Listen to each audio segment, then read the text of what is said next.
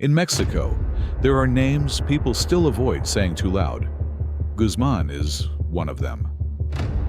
For years, Joaquín El Chapo Guzmán ran his empire from the shadows, a man who ruled mountains and cities the same way, through fear and money. He bribed, escaped, vanished, and somehow always came back. Over time, the fugitive turned into a legend. But legends don't die, they leave something behind. Iván Archivaldo Guzmán Salazar, El Chapo's eldest son, was born into that power. While his father stayed hidden, Iván did the opposite. He lived in the open. Loud cars, gold watches, nights that didn't end. People called him the Prince of Sinaloa, charming, reckless, untouchable. Others called him worse. Authorities say he's behind the new drug wave destroying cities far beyond Mexico. Yet, somehow, he's never there when they arrive. And that's what makes him different. Every time they try to close the book on Iván Guzmán, he adds another page. Darker, sharper, and still unfinished. He was born in 1983, in Culiacán, the heart of Sinaloa. Back then, power and danger were the same language. Joaquín El Chapo Guzmán was already building the network that would terrify half the hemisphere. Iván Archivaldo grew up inside that world. High walls, armed guards, radios buzzing all night. Violence wasn't a story told to scare him.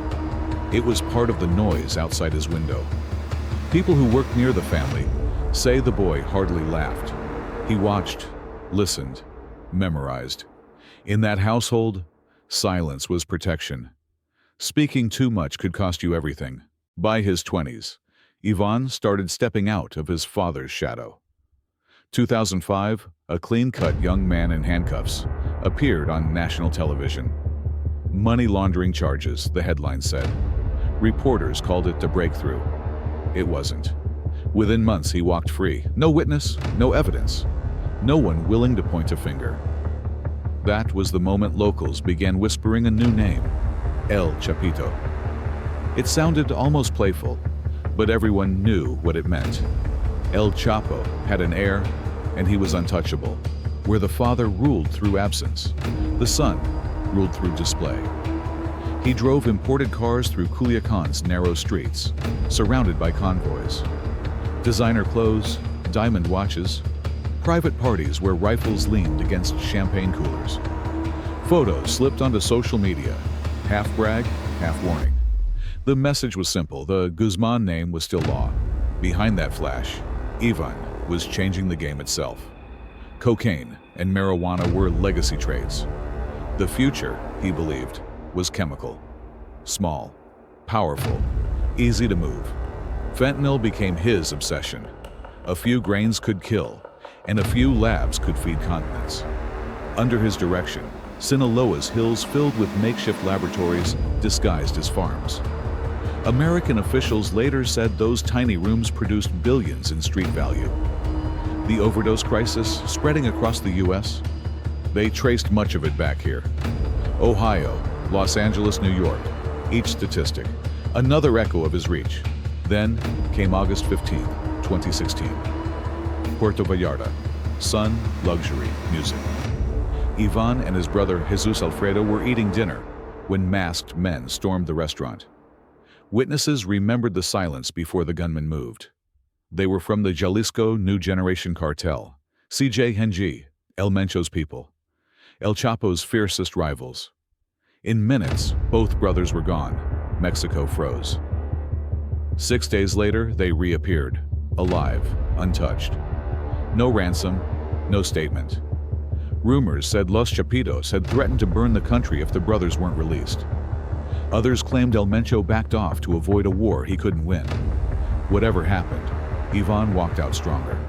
He had survived the one thing his enemies thought impossible. After that, the myth hardened. Iván became the symbol of a new Sinaloa. Loud, young, tech-driven. He unified the cartel's younger faction, men who grew up on smartphones instead of radios. They called him El Señor Iván. He wasn't hiding in tunnels. He was coordinating by encrypted apps. moving money through digital fronts, mixing the old world with the new. October 17, 2019, Culiacan again. The army moved to capture his younger brother, Ovidio. By sunset, the city looked like a battlefield. Trucks burned across intersections. Gunfire rolled through the neighborhoods. Families lay on the floor, waiting for it to stop. Footage hit the internet in real time. Armored pickups, terrified civilians, soldiers retreating. Hours later, the government surrendered. Ovidio was released to halt the chaos. Officials called it a strategic decision. The country called it humiliation. Intelligence reports later pointed to Iván, directing the counterattack from afar, coordinating convoys, giving orders by phone, forcing the state to fold. The date became infamous. El Jueves Negro, the Black Thursday. For many Mexicans, it was unthinkable. An army overpowered by a family. For Iván, it was confirmation that his reach had passed his father's. El Chapo escaped prisons. Iván made a government retreat. From there, his power turned quiet and efficient. He replaced tunnels with supply chains, bribery with chemistry, and coded communication. Fentanyl wasn't bulky, it was invisible. It crossed borders hidden in cars, cans, mail. The profits dwarfed anything from the cocaine era. Washington offered $5 million for information leading to his arrest. They called him one of the world's most dangerous men. But every operation ended the same. Soldiers stormed empty houses, found still warm meals, half-lit cigarettes. Someone always warned him. They call it La Red, the network, drivers, vendors, even street kids passing messages faster than radios. By the time the army arrived, Iván was already gone. January 2023 brought the same story again. Ovidio was captured in another raid, and Culiacan exploded once more. Fires, blocked roads, families trapped. This time the army held its ground and flew Ovidio north to the US months later. Iván, though, vanished before the first bullet. Investigators say he knew the plan hours in advance.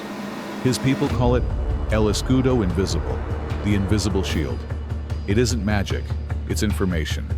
Farmers, lookouts, delivery men. Thousands feeding intel into a chain that reaches him before the state can react. Inside Sinaloa, his control feels complete. Older bosses like Ismael, El Mayo, Zambada see him as reckless, too visible for survival. Younger sicarios idolize him. To them, he's not a fugitive, he's continuity. The bloodline lives through him. They follow because he represents something the government can't offer: money, protection, identity.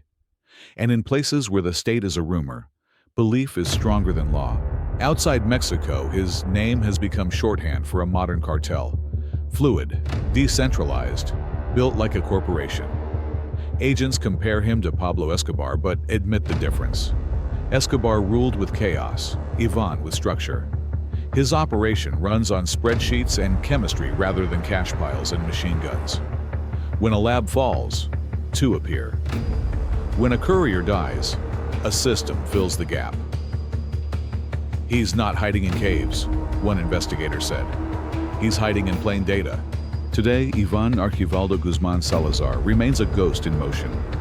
His father sits in a US supermax cell. The empire continues without him, smaller in sight, greater in reach. In towns across Sinaloa, people still lower their voices before saying his name. Some see a monster, others a protector. Everyone agrees on the same truth. He's the man the government can't touch. The war that began with El Chapo didn't end. It adapted. And as long as Iván stays free, Mexico keeps living in its shadow. Iván Archivaldo Guzmán Salazar is still out there. No camera has caught him in years, and no one can say for sure where he sleeps. Yet his presence is everywhere. You can feel it in the convoys that roll down Sinaloa's highways after dark, in the engines that don't stop at checkpoints, in the silence that falls when someone says his name. The search never really ends. Raids come and go. Drones circle. Intelligence teams move in. And somehow, he's gone before they arrive. A street closes. A phone goes dead. The trail turns cold. Every time. U.S. agents call him the architect of a billion-dollar drug network. Mexican officials describe him as a man who rules without a stage, without speeches. In the mountains, people say his men still bring food to villages the government forgot. Others say they collect what the government can't: taxes, debts, loyalty. His control doesn't roar, it drifts. Part fear, part routine. The same hills once filled with El Chapo's tunnels now hide chemical labs small enough to vanish overnight. Cargo trucks are old news. Drones handle the routes now. Each year, the design changes. Each year, the profits grow. Authorities keep promising results. Another capture, another ending. But on the ground, nothing changes. Convoys still move. Money still flows. The orders still come from somewhere no one can touch. For Mexico, that's the hard truth. El Chapo's empire didn't fall. It learned to survive. And if you listen long enough, in the quiet between gunfire and sirens, you can almost hear it breathing. Tell us what you think. Is Iván Archivaldo Guzmán Salazar the last link in a dying dynasty? Or the beginning of something the world isn't ready for? Share your thoughts below, and if you want more stories like this, stay with the Shadow Archives. Because in the dark corners of power, there's always another secret waiting to surface.